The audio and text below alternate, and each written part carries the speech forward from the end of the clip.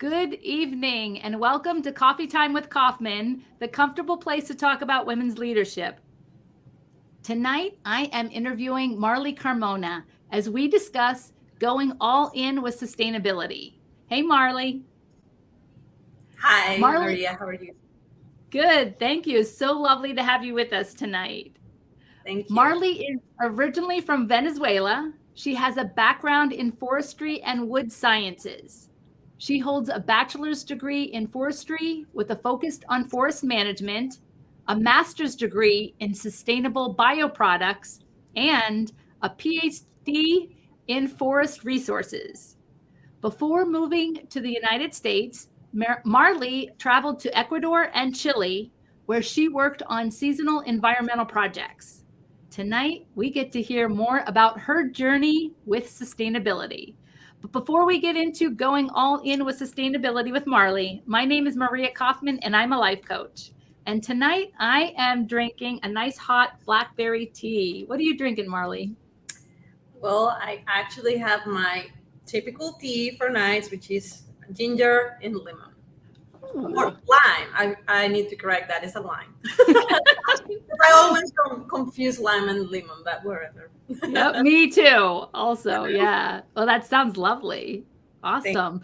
Well, Marley, get us started. What are some of your earliest memories that helped you take this journey to sustainability?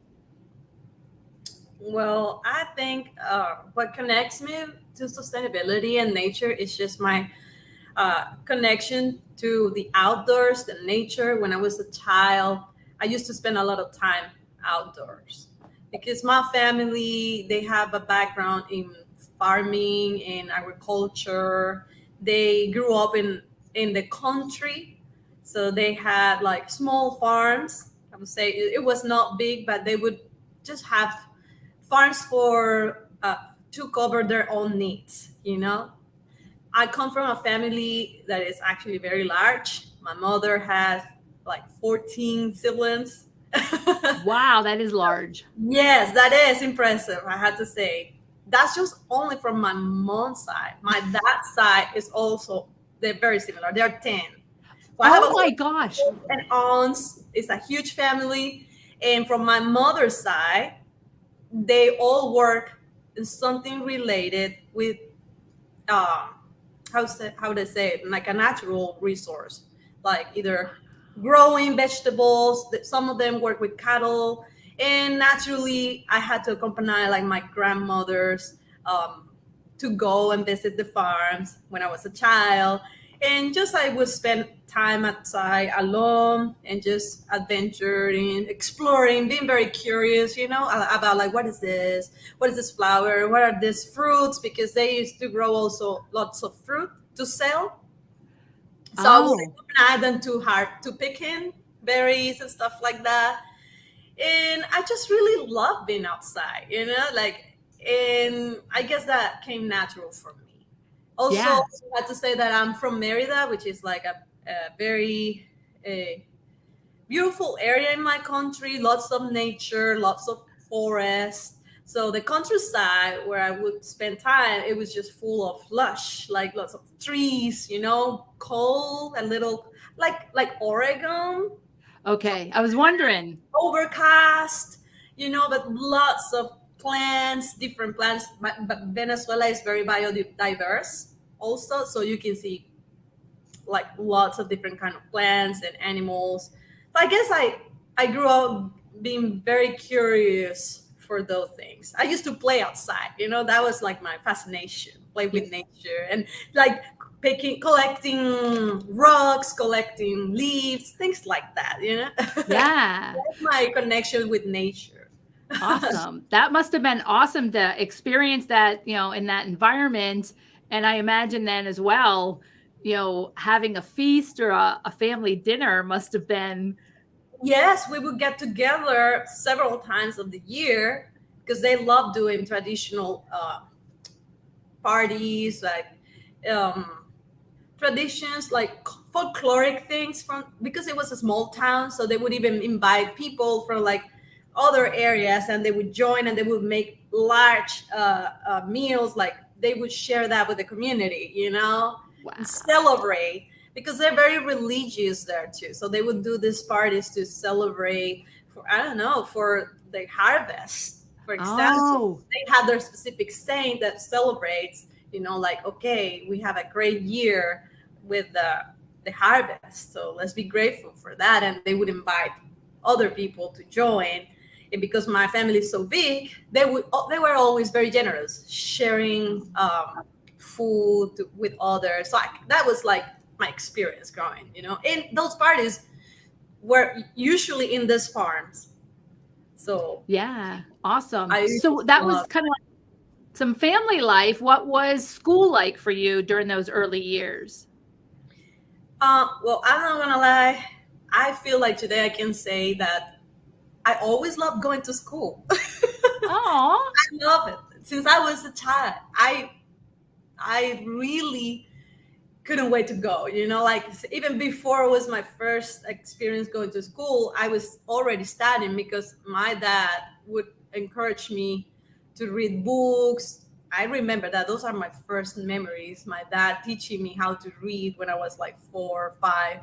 First was just stories like Princess and things like that. It also, I have a very strong connection with books because of that. So, and also I had to say that because my dad died when I was 6 years old, I guess I connect strongly with this experience, like, okay, books connect me to him. So I kept that throughout my entire life. oh, So I always I always was fascinated to grab a book, and I would read it no matter what topic it was. So I guess I can say that naturally for me, learning is pleasure. I enjoy. yeah. So I guess that brought me here too. Well, it's interesting. It sounds like, yeah, because those are pivotal memories and experiences. So school was fun for you. Yes, it was E- fun. I love Even it. your home life, you're just curious and you're kind of, it sounds like you're just immersed in this environment where you can naturally learn about, just life and, what the Yes. land can produce and give And to you and all of those things. It sounds lovely. yeah, I think that's why I also connected so well with biological sciences since I was a child. And also because I didn't have anybody else to like encourage me, hey, learn this, or nobody was guiding me, pick this book or watch this program. Never got that kind of motivation. It was all me. Like, I guess after that, those 6 years with my father, which it's not much, but it was so impactful. I kept looking for books and getting fascinated. It's like, okay, I want to learn about this. Like, I don't understand what is this, what is that. I would even look at animals like shells. Like, I have, I still collect things. I have my rocks, my shells. And when I was a child, I would open and see, okay, what is inside? And I wanted to see or to understand. That's So, awesome. yes, naturally, my best subject in school was biology. Oh, What okay. So do you think? biology, so a little bit later in school, because biology is like, after elementary school ish, Yeah, right? yes, in high school. And But, in elementary school, they kind of divide like subjects during the year. In all the biological topics, I would be fascinated. Like, oh, let's learn about the plant, the photosynthesis, and stuff like that. I was always fascinated. So I kind of oh, knew that I would study something related. even First, very I wanted to early. study medicine because I loved studying. But then when I was 12 years old, I had like a moment of introspection. I realized, okay, I know it's so early. I'm amazed for that Yeah. because I was so young and I didn't have anybody telling me like, hey, you should meditate about this. But I Right. don't know. I guess because also Venezuela, had like specific conditions where there's a lot of things going on. But also when I grew up, I come from a family that uh, suffered poverty. They overcame that. Um, so I guess after my mom uh, became a widow and I saw her struggling so much, even though I was a child. That can be it can be impactful for a child to see, you know. Oh, And you yes. think children don't understand things, but we do. They do. They can sense that something is not okay, and they worry. They want to do something. They want to help. Now, and I grew up with that feeling like I need to do something. And all I knew was like, okay, my best qualities are like studying. That's what I love the most. Yeah. And when I was 12, I realized, okay, wow, I'm going to high school. What am I going to do? I need to think this through. And Oh, that was the first time I picked a small notebook and I start writing. And since then, I journal, I write my goals, even if they are small, I write them. And I have those somewhere here. I have them because I brought that with me. My goals when I was 12. I love journals. They are powerful to write They those things they down. are. And I don't even know how I got into that because like I said, I did not have anybody inspiring me to do it. I just knew like I felt like I also was, since I love reading, you know, like when people love reading, they love writing too. This like it comes together. Yeah. So I wrote like I need to do something. I don't want to be poor when I grow up. And I want to help my mom. It's my mom, my siblings, and me. What's going to happen? So I thought, okay, I need to think this through. I need to pick something. I need to do well, continue doing well in school. I got conscious about that because school was fun for me, it was play. But now it was that time like, okay, I need to be more conscious and put more effort into this so I can get good grades and maybe go to college and things like that. Okay. So I started my first year of high school with an idea, okay, maybe I'm gonna become a doctor. Okay. And I worked like my first year towards that. Okay. With that mindset, like I need to do great in biological sciences. But after my first year in high school, with that biological science course, I was like, no, oh my God, I love environment. I love bio. I want to experience more of that. I got so curious. It's like I was hungry for learning. Because Okay. imagine a girl from Venezuela. I didn't have cable, like no majestic books that I could access. I also didn't have like the best education. It was okay, and it was in a small town, so it's not like the most up to date with the best resources, you know. So Right. naturally, anything that it could get to me, it would be so fascinating. I was like, I want to see more of that, you know. And the little things they would show me, I was curious. So I said, you know what? I love nature, and I want to learn more about it. I want to get into that in as deep as I can. And I from that I decided like probably I'm gonna study biology. Okay. So there was a bio thing, but it started out biomedical. Yeah, But that you were was like, the first, but I guess because also my family were always telling me like, oh, you kind of like to study. Maybe you should consider in the future to go for medicine. oh, And also because, like I say, also bio has an area that focus like in cells and things like that. And I was fascinated for that too. That's a biological thing. It's the species and all that. But then I realized, no, what I like is like environmental things. I like to comprehend like how the soil works, how the plant grows, how a flower blooms, all those things. And like animals, I love animals. I'm very empathetic with that. And so, yeah, I kept trying to do good in school, especially in those bio courses. And when I was like in my fourth year, I told my mom, I just gonna go and study biology because I'm really fascinated for it. I don't know, I want to do that. this is in high school? Yeah, high school. Okay. Yeah, Okay. What? and she was like, really? It's like, yes, I just love it. And also in me, I remember feeling like I want to do something for the planet. That it has always been with me, that feeling. Like I want to take care of it. I want to put my talents in service for that. Also, when I was a child, I was like, I want to protect the animals. You know, you kind of start with that kind of feeling, like being very empathic. And Protector. Yeah. protector, yeah, that was natural of me. And so That's why I enrolled. When I finished high school, I actually enrolled in biology. I To went go for to college. So it was you're going biology. biology. And well, I didn't say, but parallel to that, when I was in high school, I also was doing choir because I love music. Going back to that introspection moment when I was 12, another strong feeling I had was to pursue an art career, especially in music. That was like my strongest desire. But then I felt like, okay, if we have this financial situation right now, how's that gonna look like when I graduate in music and I get older? How am I gonna will I have like financial stability? I was thinking in that already, and I go worried. I was like, no, I cannot jeopardize my future like that. And that was all on me. Nobody told me that, but I was looking, I paying attention to my surroundings, like other musicians in my country, and it's all beautiful. I love it.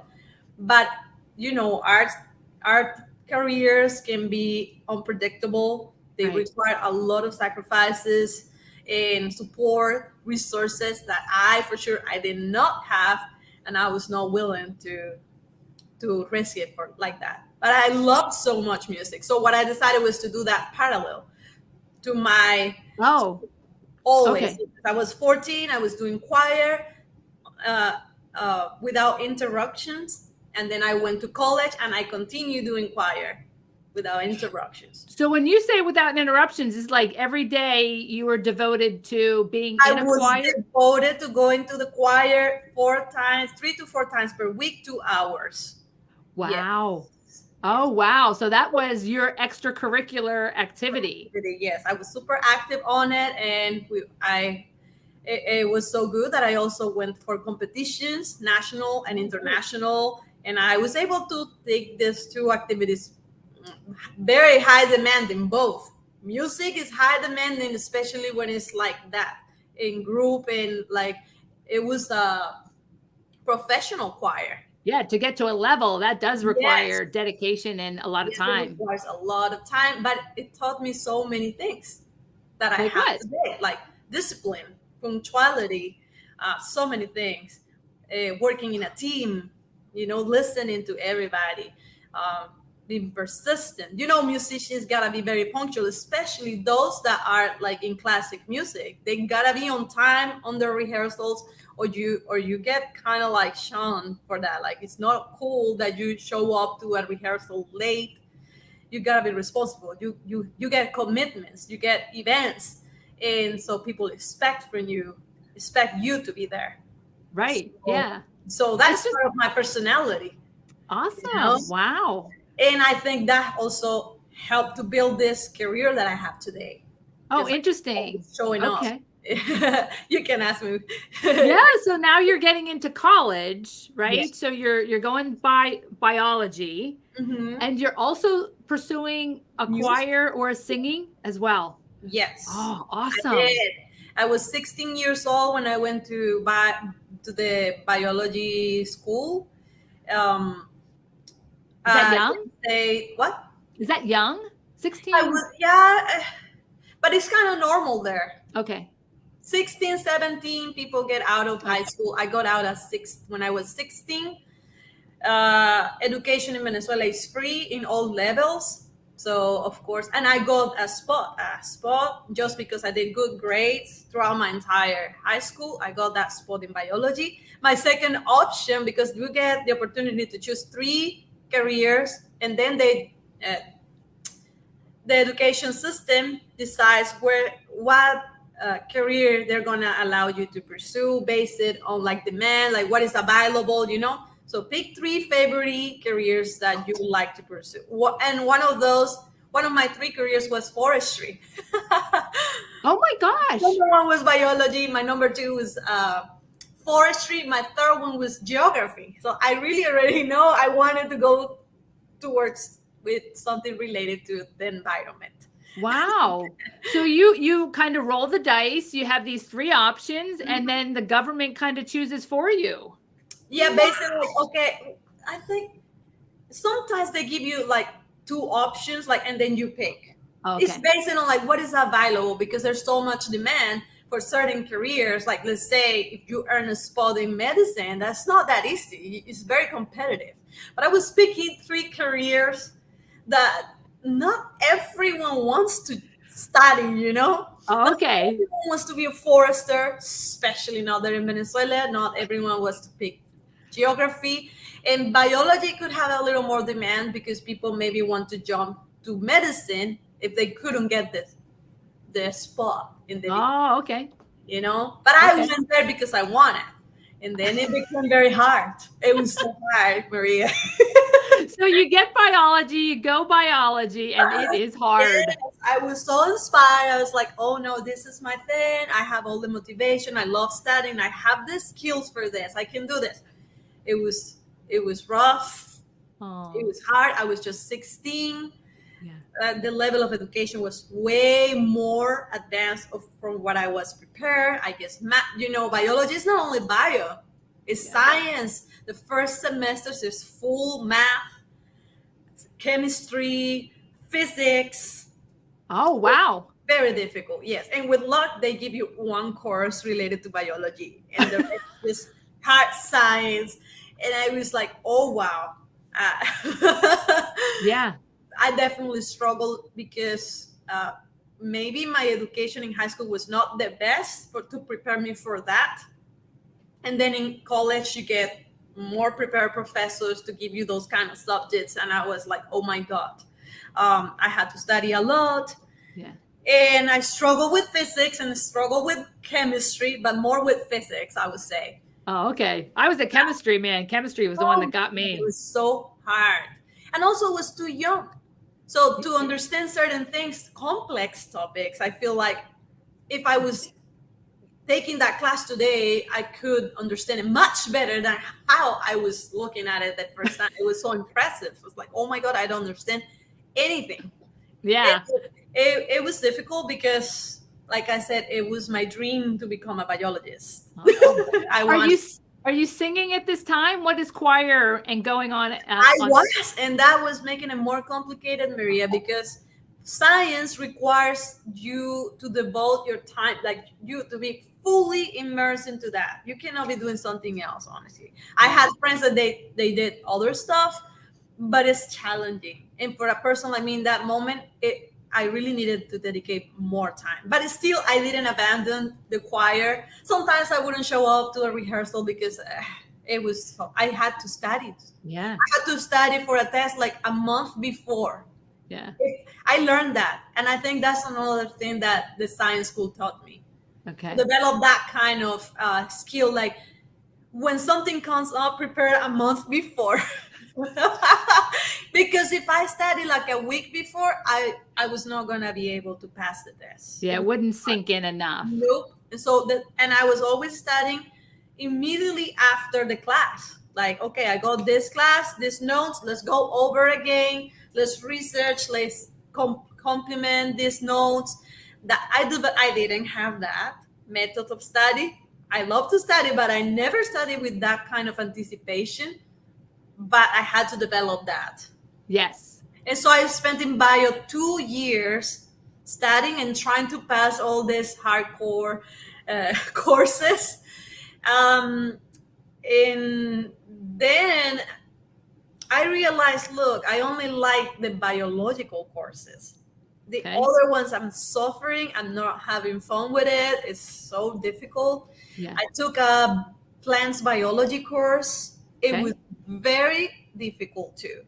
We had a professor that was, oh my God.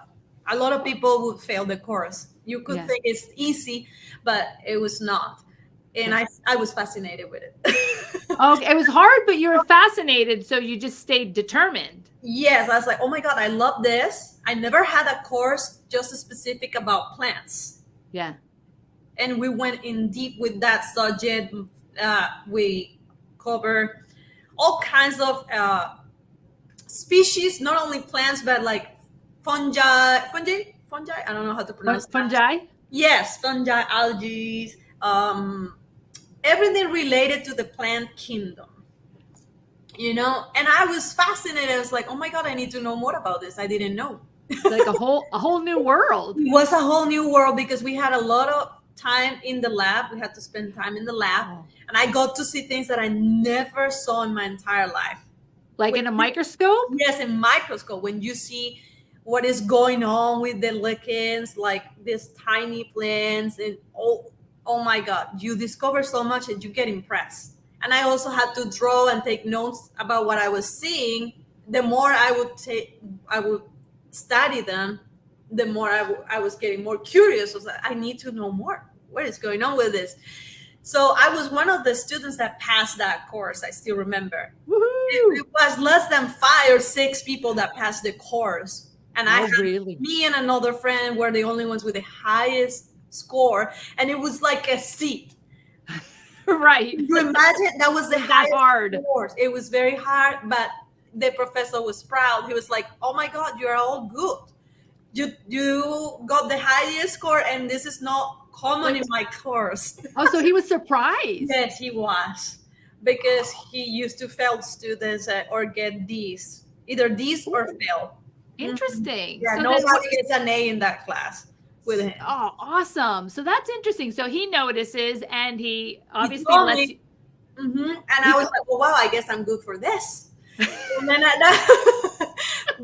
I was like, okay, I need to I start getting curious, like, I need to get more courses related to plants, but I can't get them in biology because that program is built to teach you also animals, human stuff, parasites, ecology of animals and plants. It's so many things. And I was like, no, but I want just more about this.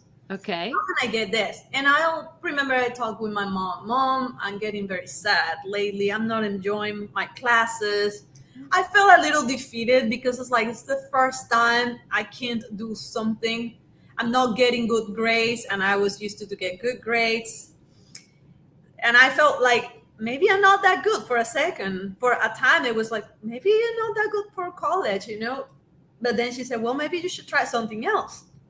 Okay. And I was like, Mom, I want to explore more about plants. And I've been studying about other careers, looking at in the university, and I know they have forestry. And I'm just curious. I think I need to get out of biology. Bio. Yes, after 2 years and a half, 2 years and something, I was in bio. I did a couple semesters there. Oh. And I realized I'm not going to get anywhere with this degree because I'm not getting the grades I want, and I don't think that will benefit me in the future if I want to go further with my career. I was already thinking into that. Yeah. Do you remember anything about writing in your journal at that time? Yes. I was like, if I'm not doing good grades, I am jeopardizing again my future. Back in that time, I did not have idea I would be abroad. I would study abroad. No. I just knew I need to do well in college. I need to have good grades because that will lead me towards something good. That's all I knew. Pretty simple. So get good grades, and you wanted to kind of stay out of, poverty, and you certainly didn't want it. And that was kind of, Just it's not like I had all figured out. It's not that easy. No, all goals. I was like, I feel like if I get these 2 things, I work towards that goal of getting more stable in the future financially, and maybe. Sorry, I lost my train of thought. If I focus on this goal of not being poor in the future, this will be worthy, like something will open up. Something. Yes, that's what I was looking for. You just grab it there. Something, a door for me. But I need to have some conditions for that to happen. If I don't work towards that, it's not going to happen for me because I didn't have that many options. I didn't have that many resources. So I was trying to build something for me. That's pretty wise because, a lot of people, if you don't pay attention to some of those signals, hindsight, you can call them a signal, right? Yes. Where you're noticing, maybe either the grades aren't there or you're just not feeling it anymore.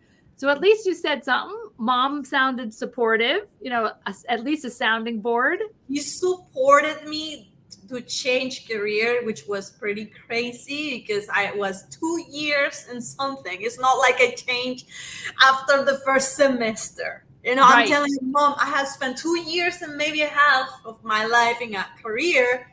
And then I'm just telling you that I'm just going to leave it and start from scratch. Oh, yeah. I had some courses approved there, and that was my hope. Well, maybe if I change to forestry, they will take these courses, and they will allow me to be in another level in that career. That didn't happen, Maria. That did not happen. I mean, they took them, but it took so long for them to evaluate that. And meanwhile, I had to study. I had to go through the career. So by the time they approved that, I was like, whatever. I already did. I had to do the courses again. Yeah. So by the time they figure it out, you're done with all these other classes. Yes. Oh no.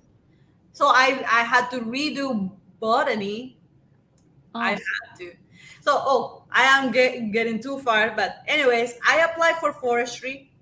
Okay. I applied. I was super motivated. I got the first spot, like the highest score from the test, because this time I did not have a spot from the educational system. I had to apply. I had to compete for it. I had to take a test. You had to go back to the beginning. Yes, I had to take a test to earn the spot in the forestry school. And this test your abilities in math and comprehension and several things.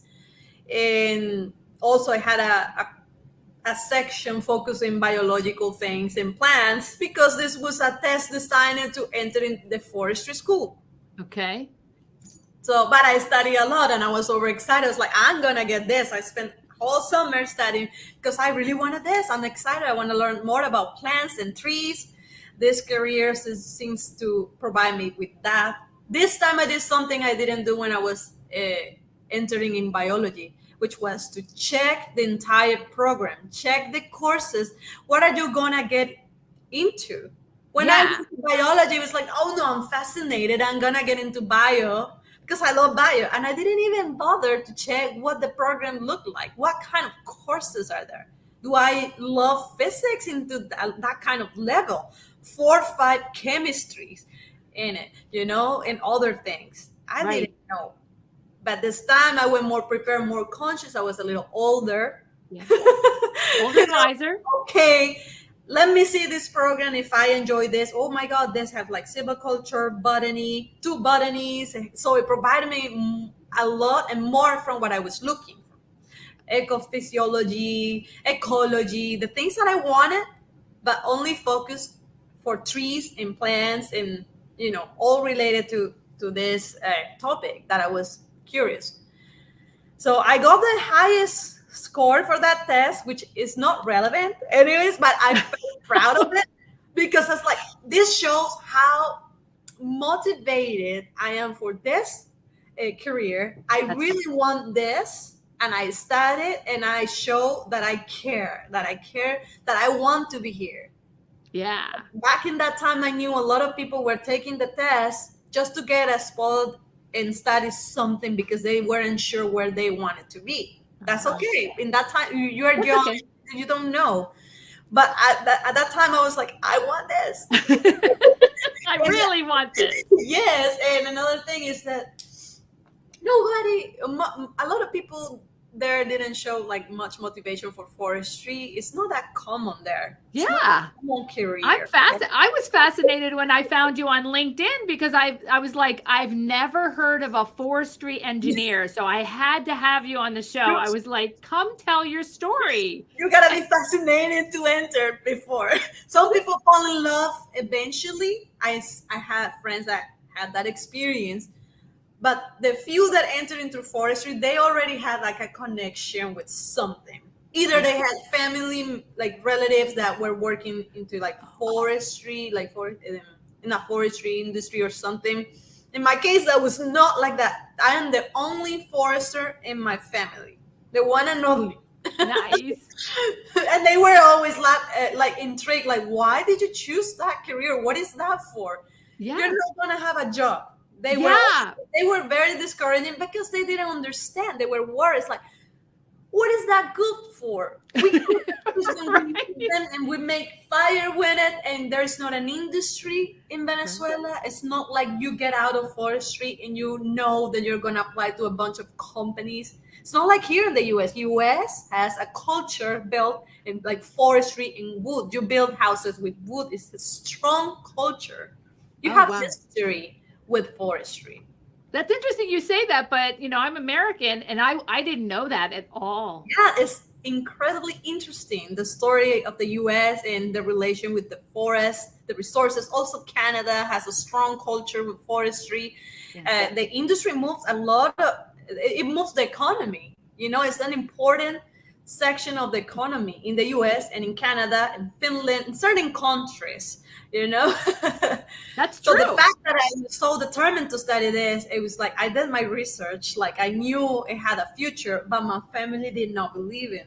They didn't believe it. Wow. And I knew back when I entered in forest, it was like, whoa, but this is not for here.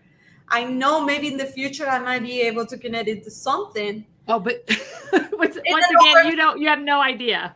I didn't know. It's not, oh, I know I'm gonna go to the US and I'm gonna do a master's and a PhD. No, I didn't know that.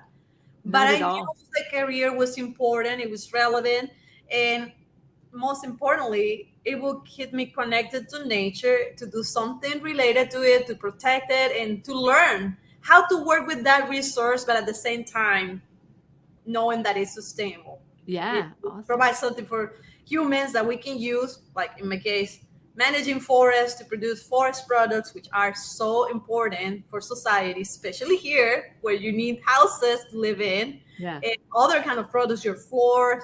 I mean, your history is tied with wood, Oh, yeah.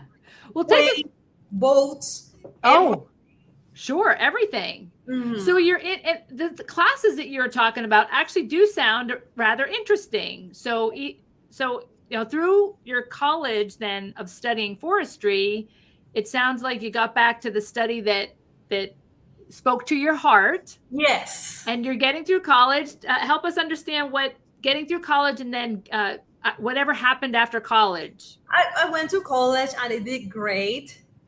And one good thing is that I developed these previous skills to study like better in the science school. So that honestly helped me. I felt like forestry was easier for me to Okay. take it. I was more prepared and I did really well. I did good grades. I was one of the best students. I'm not trying to brag about it, but I was. And Yeah. my classmates, they know like I did good.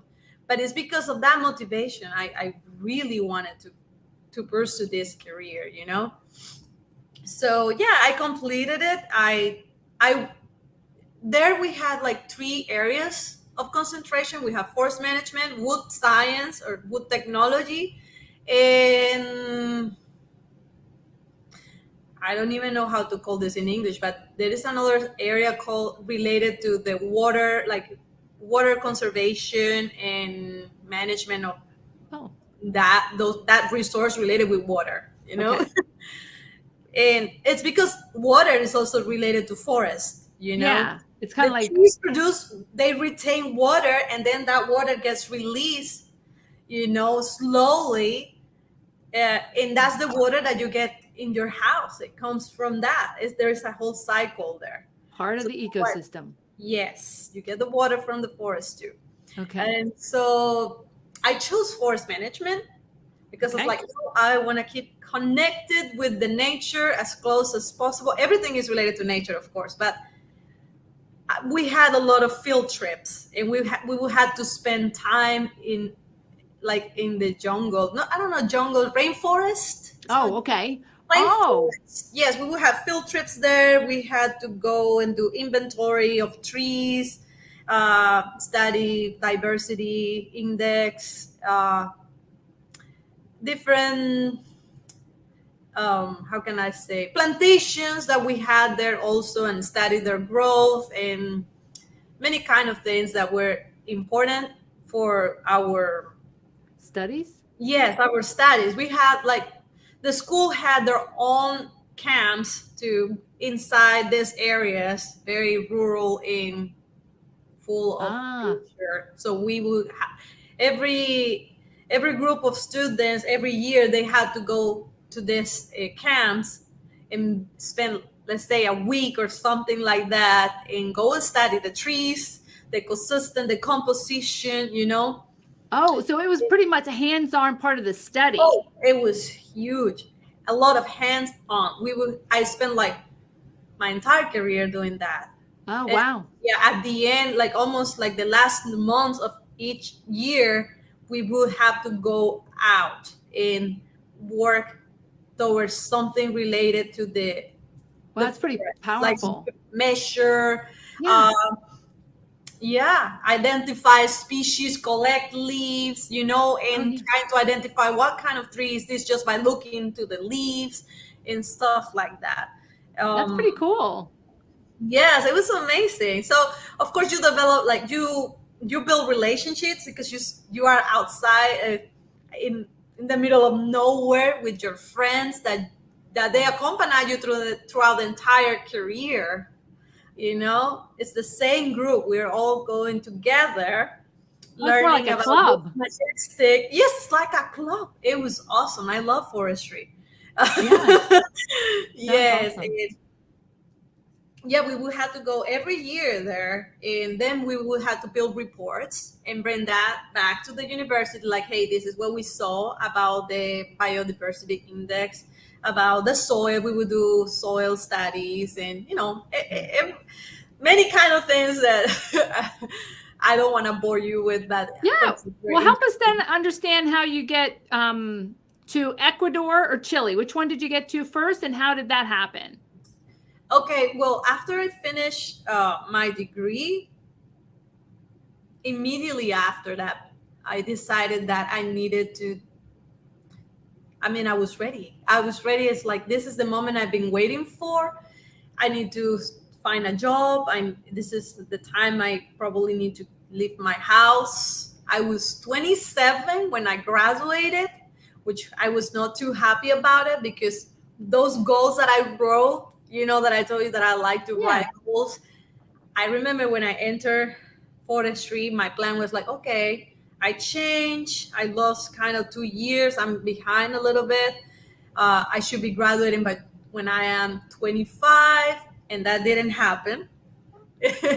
So because of the Venezuelan conditions, the university sometimes had to close. A lot of riots. So we had Oh, some time periods where I couldn't go to oh, yeah, I couldn't study. really? Yeah, so but for in that time I had to do something else. So I would try to learn English, take additional courses on my own, or learning at home, you know, trying to keep busy and trying to continue being focused on what I wanted.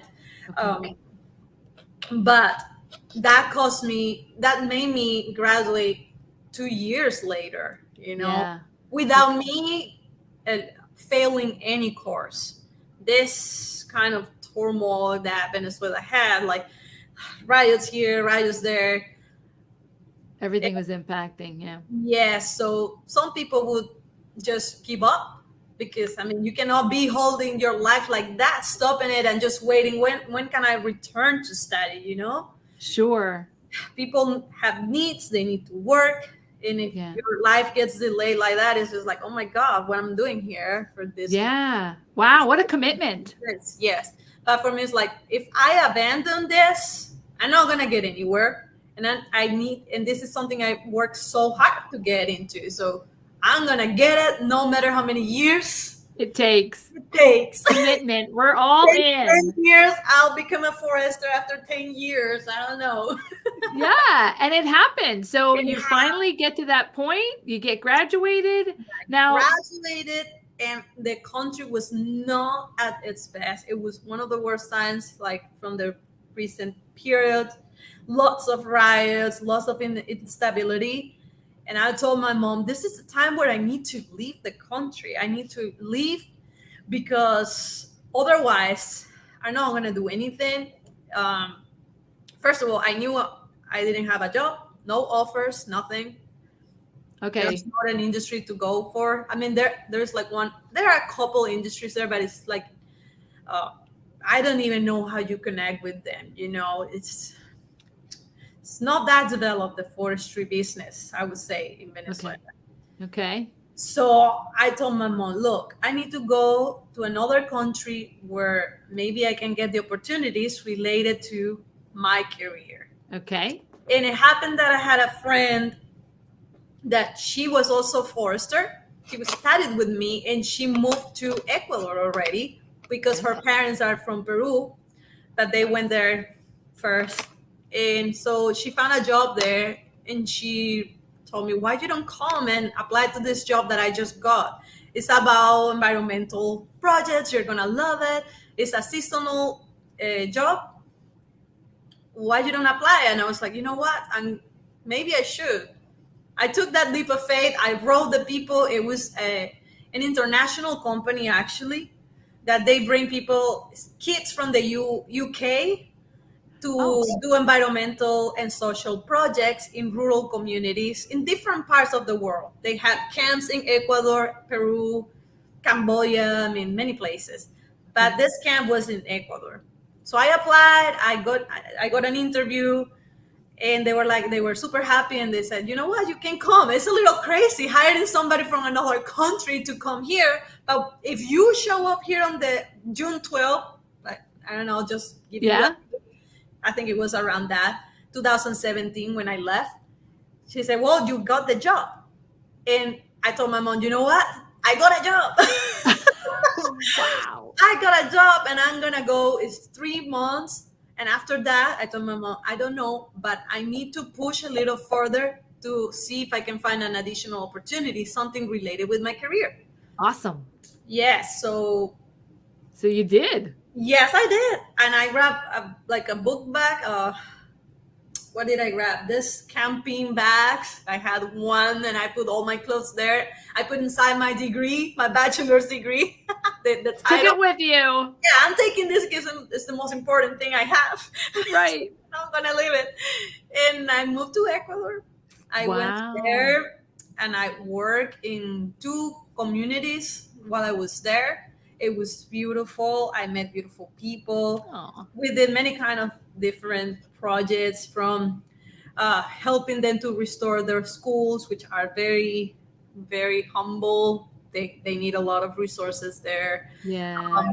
We cleaned the beach, the shore, help them to plant trees, different activities. They love those kind of things. Awesome. Yeah. So 3 months in Ecuador, and then what happened after that? When I finished that, I was like, I made good money from it because they gave me housing and food and everything. I just had to. Life is good all of a sudden. Yes, I was. Because it's like an assistant project. Yeah, I was assisting with the projects, and I was also serving as a translator from the community to the kids. They only spoke the English. They didn't understand Spanish, so I was doing that. Oh, so your English studies paid off. Yes, they did. So, and also I had the chance there. Those 3 months served me to practice English. Yes. Because I couldn't speak anything when I left to Ecuador. I was not fluent at all. Okay. But that time served as a great practice for me to interact and focus. By that time, I knew I wanted to study in grad school. I was like, okay, I got these grades. Maybe I should try to find an opportunity to get into a master's. But probably I need to take the TOEFL, which I already took once in Venezuela, but I didn't get the grade that I needed. But that was in my mind. It's like, I need to continue practicing English and take it again. Yeah. So commitment, determination. Yes, I love it. I was so determined. And so I went to Chile because this is funny. I was in a hostel, and I said, where do I need to go from here that takes me to the place where I can get those opportunities I need? And I look into the map, and I looked the whole South America area. I was like, I need to go here in Chile because they have, if from all the countries we have in South America, this is the one probably with the most opportunities. Maybe there I can do something related with my career. You picked Chile because of looking at a map. Yes. Well, I had already an idea. I told my mom before I left, Mom, after I finish my work in Ecuador, I'm going to try to go somewhere else related to my career where I feel like I can find an opportunity. And Okay. it seems like it could be, I told her, I'm not sure. It could be Chile because I already know they have forestry things going on there. I knew that. Okay. But I All was right. not really sure. Okay. I didn't have anybody there waiting for me. And then Wow. in that hostel, I was like, Chile, it's gotta be either Chile or Brazil. I don't know Portuguese. Then I gotta go to Chile. Gotta go to Chile. You So narrowed it down pretty easy. yeah, pretty easy. I was like, I can't go anywhere else. These are the only two options. And then I was like, but where in Chile I'm going to go? And then that was tricky because, like, okay, I don't know anybody here. Where am I going to get my opportunities? I did closer, I zoom into the map and also Googling stuff. Okay, where are those forestry companies? Where are them? Like, and I started researching, and then I found a place called Bio Bio, the region of Bio Bio. Okay. That region, which I never heard about it, said, well, they have plants there. They have a forestry school there. And I was like, if they have a forestry school there are things going on related to forestry for sure. Awesome. Well, yeah. Yeah. Right. You kind of had some exposure. It sounds like it seems to be a little symbiotic for you to study and explore in the general area. It was scary, Maria. Not gonna lie, it was very scary because imagine me without my family and going to a country that I don't know a single person. Yeah. Just a leap of faith because I had a hunch that I could find something there. That is crazy. No, even to get to Ecuador and then to Chile, that whole thing is fascinating to me. Yes. It was risky, but I just felt like I didn't have another option. I was like, this is what I need to do. So you went to Chile for an opportunity. Yeah, so there was an opportunity, and it helped me understand, was that not only to further your education, but to work also, or?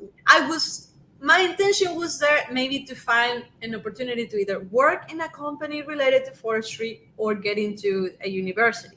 Okay. None of those happened, but I can tell you I did try. And the funny thing, because I didn't tell you, but I do believe in synchronicity and I do believe in manifesting things when you're determined and you bring those things to this dimension, you write your things start happening. Yes. Where I arrived in this city from Bio Bio, Conception, can you believe that the place where I rented my room, the guy that rented me the room was friend with a Chilean person who was a forester too, which is so random. Random. It's like, are you kidding me? I'm telling you, forestry is not the most common career. And it's not the first choice for everyone, Right. And he was a forester. He was way older than me, but he was super nice. And when I told this guy that I was a forester, it's like, oh, really? My friend is a forester. I got to introduce you to him. It's like, so I started making some connections. He explained to me the forestry business there. He helped me. He tried to connect me to some people, but it wasn't easy. I was a foreigner. I did not, they're not going to give necessarily the preference to a foreigner when they can hire a forester from their own country. I understand that and I respect. It wasn't that easy. And I just had a bachelor. So who are you? Who am I? They don't know me. I didn't have the connections to enter to the forestry industry there. So I tried, but that didn't happen. But I decided that maybe I was looking at the wrong angle, like maybe I needed to try something different. Okay. And also, I didn't mention, but throughout this journey, I met my current partner. Um, so he was with me in Ecuador, and he decided to accompany me to this crazy journey in Chile, which I was already determined to do it alone. So Oh, he said, like, why do you want to do all of the things alone all the oh, time? Like, let me accompany you. And we were just friends. And I was oh. like, okay, you know That's what? really cool. Like, why I have to always push myself so hard? Maybe I should have some company. And Right. we went down there, and by by spending time with him, he's an American. It happens also by synchronicity that his grandmother, who is from Mississippi, and I didn't know anything about this, she found out that I was a forester. Okay. And she told him one day, like, well, if she's a forester, why doesn't she try to enter into the forestry school here at Mississippi State? There for a period, she was no longer working there, but she had a friend that had a brother that worked in the forestry school. Oh my, this is so crazy. I love It this is story. insane, you know. That's why I believe in synchronicity. I believe in that. I don't know, maybe it doesn't make sense, but I like to believe in that. I like to believe that there is more that I can't comprehend, but that is available to me. Right. Just be open to it, Being certainly. open to Right. possibilities, yes. Yeah. Well, And you can't ignore it whenever these forestry things, I think, start coming up. Right. yeah, like, I didn't know about Mississippi State at all. I didn't know anything. Okay. And So now actually, you're United what? sorry. So you're in Chile. You Yes, get this clue about yes, this thing in the U.S. You have the boyfriend that's a connection who yes. really awesome. They encourage me. They Why you don't encourage just you. look the opportunities there? And then his grandmother said, let me write my friend to Mm, ask if there are actually if they have opportunities there for you, like scholarships or things like that. And so she asked her brother, who is a professor there, and he told her, like, we actually have scholarships, research assistantships in the Sustainable Bioproducts department. oh my gosh. So tell her to send me like a small package with her grades and to see her CV, see if she has a profile. It's not Okay. a promise. I can't promise you anything. That's what he said. But I'll Right. take a look. If you have a chance, I'll encourage you to apply for the program. So I did that. I sent him everything, and then he replied to me, "Well, it seems like you do have the profile. So I think you need to apply to the program." And then he sent me the link, and just a normal application. Just a normal application. Like, yes, like typical American applications. Send your CV, send your grades. I had to attach the English test, which is called a TOEFL, and so I had to take it again. The one Oh, I put there was the one I took the first time in Venezuela, and that was okay. just to have so they could know that I knew some English. But Right. then they asked me, "You need to take it again, so if you get the grade that we are asking for, you'll get full right." You Oh, know. talk about motivation. Yeah, so I applied again for that test in Chile. And Wow. oh my God, I passed it. I did very good in that test. You know, Yes, you did. yeah, I guess because I was practicing also English in Ecuador and all this time Oh, with my partner while being in Chile, it helped too. I passed the test, and then they notified me, you got so you the go master spot. Yes, Chile to Mississippi. I know. Yes, That is I, so I awesome. spent practically a year doing this situation. Like 3 months in Ecuador and then 8, 9 months in Chile. And so from there, yeah, once they notified me that I got in, I just had to prepare everything to move here to the US, which was life changing. I would imagine life Yeah. changing. Yes. And I went Wow. to Mississippi. I moved there and I lived in Mississippi for 4.5 years, I guess. I came in 2018. I got the master's degree in sustainable bioproducts, which was also something uh, unexpected for me because, like I said, in my bachelor, I was specialized in forest management. And then I accepted an opportunity where I realized it was more related to wood science. And I told you that Oh, when I decided my career, I chose forest management with a reason, the purpose. And uh, then this opportunity opened a different door that I was not expecting. It was like, wood science, okay. well, What that's is wood science? yeah. Because I mean, I knew wood, I understood wood, but not in that level like my classmates that chose that area. Oh, that's pretty cool because it makes you pretty diverse then. So you have Yes, the no. So now I undergrad. feel like, oh my God, I have a background that covers forest management, wood science, and now my work, which is helping me to complement that another Right. area. So I did that, and it was challenging, but I ended loving it. Like I fell in love with it. I discovered new things that I was not considering when I was studying my forest management. And so, sustainable bioproducts, what it means is like you are studying a sustainable material. Wood is a sustainable material. That's why it's called bioproduct, because it's a product that comes from nature. It's a biological product. Okay. And as such, it's a material that you can obtain from a renewable source. Because you can plant a tree, you plant the seed, let that seed grow. Then, when it gets into a time, you can harvest, you can use that resource, create products that are they provide benefits to the society, but then you are committed to replant those trees so you can get more from that land, and the tree serves the purpose because a working forest uh, requires the harvesting. You need to harvest, or the trees will die, and all that wood would just pass to the soil.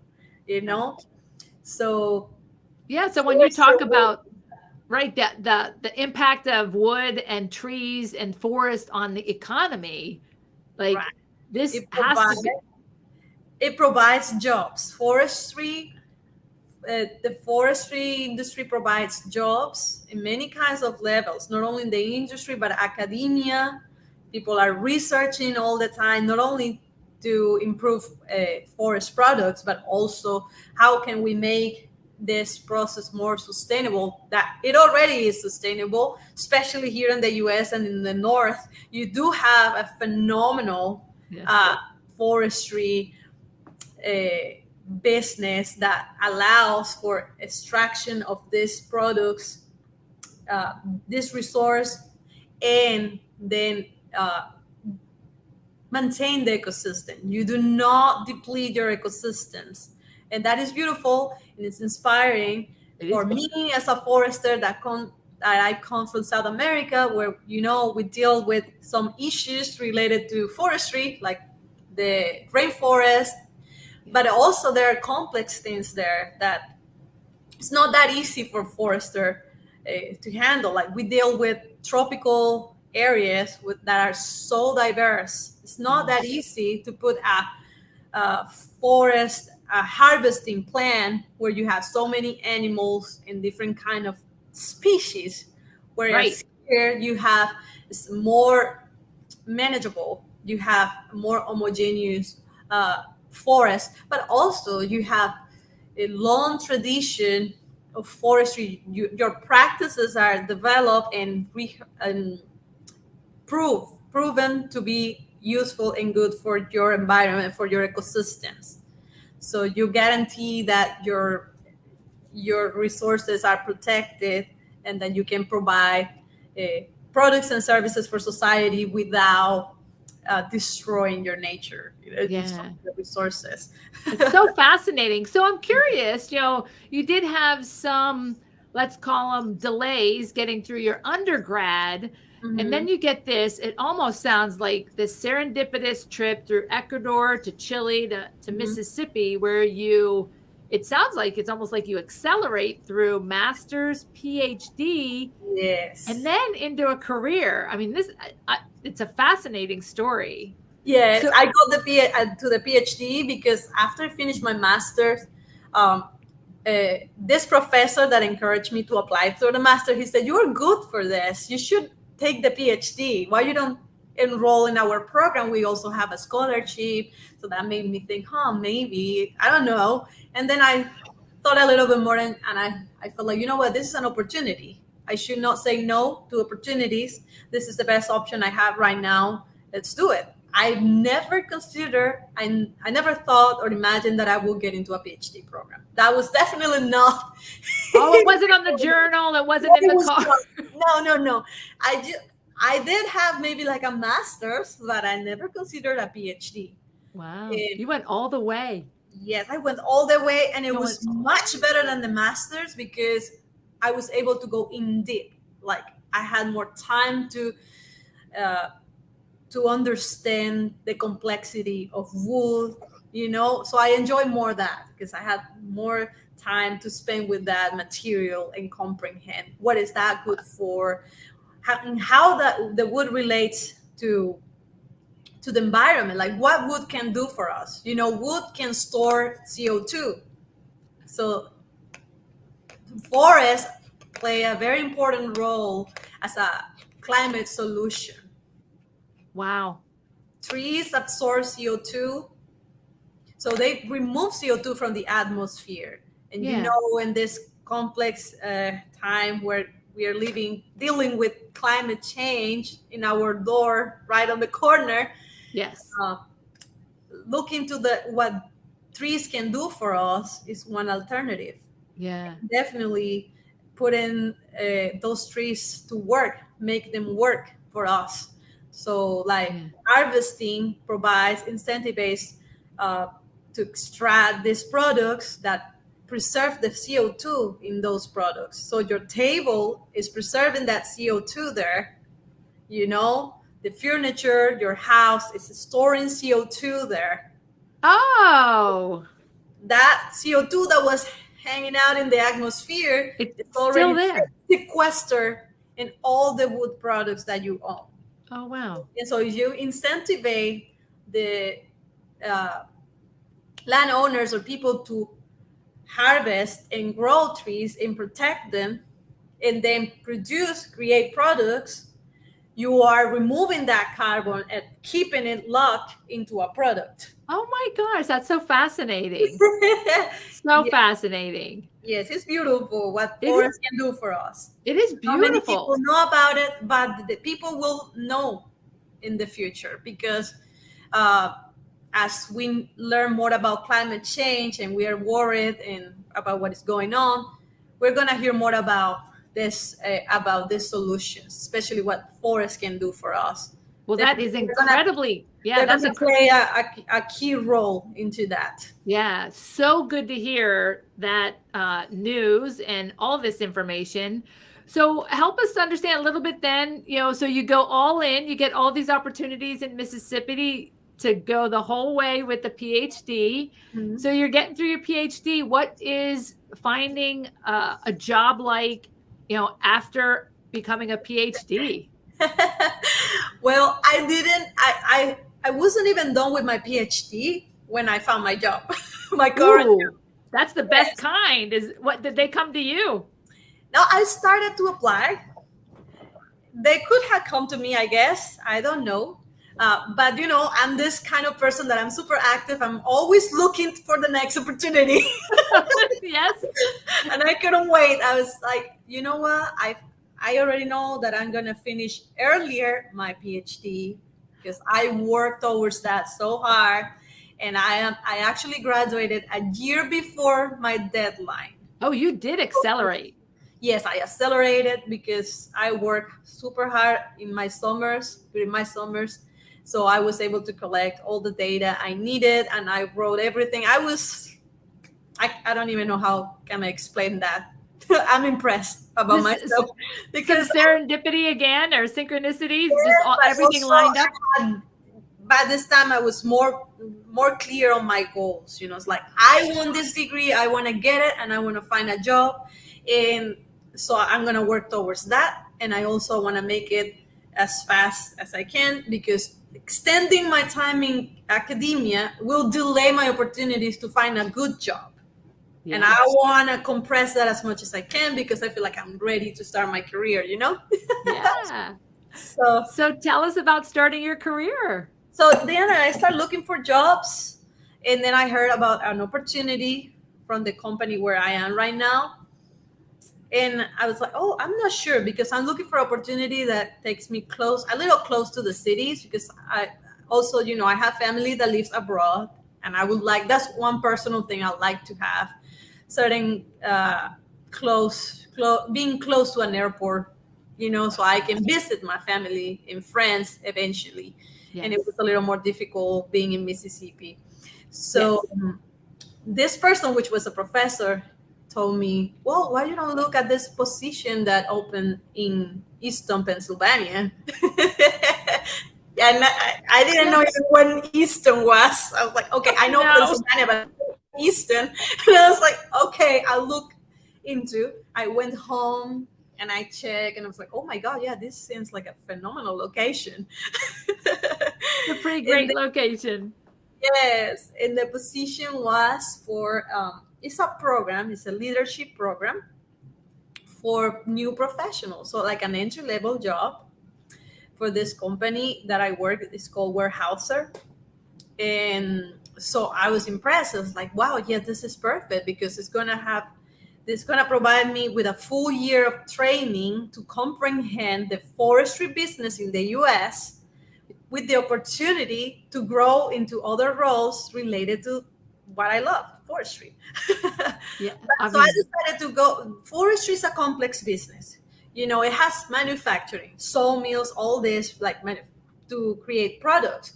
It also had the timberlands, where the foresters are going to evaluate the forest to see if they're healthy, to measure the how big they are, if they're ready for harvesting and all of that.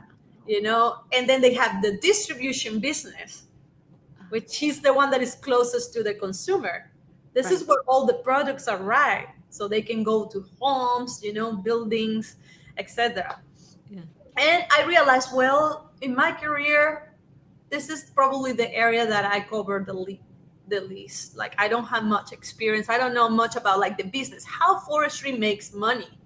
I knew about all the science and all this part, but not much about distribution, no, or marketing or sales. Right. So I applied for the position and said, like, I'm interested. I want to learn. Definitely, it's not like my complete area, like sales or marketing of forest products, but I'm willing to learn, so Right. I can also have like a more broad picture or comprehension of this business. Yeah. And so I got the job. I got an interview. They were happy when they saw my CV. They were impressed of my credentials, and they were like, you know what, we want to have you here. Yes, they do.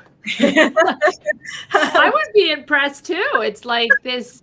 I mean, it almost doesn't get any more perfect. Just your whole life and your education and just your dedication and your passion for it. I am so happy to know you and to hear your story, and to know that you're working for a company who cares about sustainability and all these things. They do, and actually, that's one of their values, which is why I also applied, because I checked their values, their culture, and I was like, if a company has sustainability as a value, and that's something I value so much, I really want to be there, because this is something I'm looking for. Yeah. You know? So it's a really good match. Yes. Tell us, what are you hoping to get in your career? Now that things are really going, you're in this leadership program and you're going to go places. Well, for now, I'm just being open to learn as much as I can, because I need to keep my mind open to receive. Not because I have all these degrees, that means like I know everything. There's always room to learn more. And I'm letting myself in that position, that humble position, to learn more, to listen to people that are experienced. They have so much experience and expertise into this area that I is all new for me. Sales, marketing, finances, operations, you know. Yeah. But hopefully with that, eventually I can be into other roles that keep me connected with my intentions, my goals, my what I value, which is all I'm gonna be. I know I'm safe where I am because the company provides the roles. They have the roles that probably will match with my background, you know. Yeah, that is so good to hear. And I couldn't be Yes. happier it sounds like a true, heroine story. It's Thank like, you. yeah, I mean, you really stuck with it. You really followed your heart. You're doing amazing work for our planet. So, I want to say thank you from the entire planet for what you do because it is so important. Thank you so much, Maria. Yeah. So, and it's been such a pleasure talking to you. Thank you so much. I could talk to you forever. Do you have an inspirational quote that you'd like to share with the audience? Okay. Mm, I do have one. It's not a famous quote. I just read it long time ago from a post or Twitter, but I really resonated with it when I was studying my PhD. Uh, and it's related to, like, when those moments that you're insecure or people doubt of you, like, does this person actually have uh, what it takes to do this, and you have, but you feel bad because people don't believe in you. And so you Right. have to kind of like be sharp, right? You gotta be sharp and stand out for yourself, self advocate. Yes. I'll advocate for yourself. I'm a That's strong supporter of that. We need to be more like that, especially women, because sometimes we do not recognize ourselves for what we do. And that was correct. something I didn't have in the past. Like, I did all of this, but inside me, I was never like celebrating, being vocal to say, wow, I did this. This is impressive. I was just Yes. all shy and quiet, like, okay, I'm just doing this, but I'm quiet. And Yeah. now I'm more aware that, no, you know what, this is awesome, and I need to recognize this for myself. And Yes. that's why I speak like this now. I But I love wasn't it. always. It took me time and some tears to comprehend that. Yeah, I love it. And yeah, once again, very important words to share with the audience.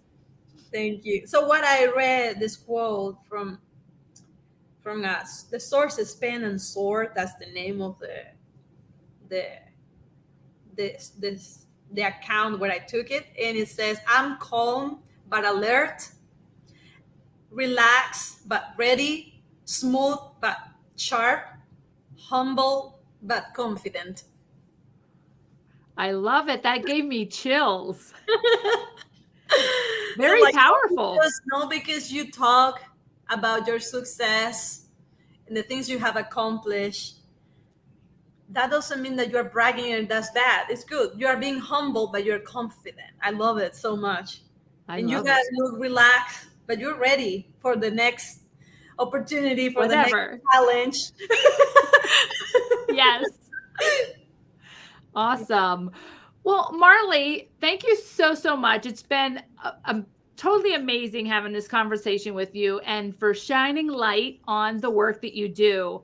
I Thank will you. certainly make sure that I include your contact information in the show notes and to let everyone know how to access your blog. You have a Thank you. blog and an Instagram account that is centered around sustainability in a nutshell. Thank you. Appreciate it. Yeah, Marley, thank you so much once again for being on the show today. Thank you, Maria. Coffee Time with Kauffman is the comfortable place to discuss women's leadership because I am on a mission to help the world discover the truth about what women are capable of. When you are ready for your leadership mastery makeover, go to mariakaufman.com and click on Consult a Coach, where you can schedule time with me for an empowerment session. Have a great week, enjoy your adventures, and journey responsibly. Thanks. Thank you.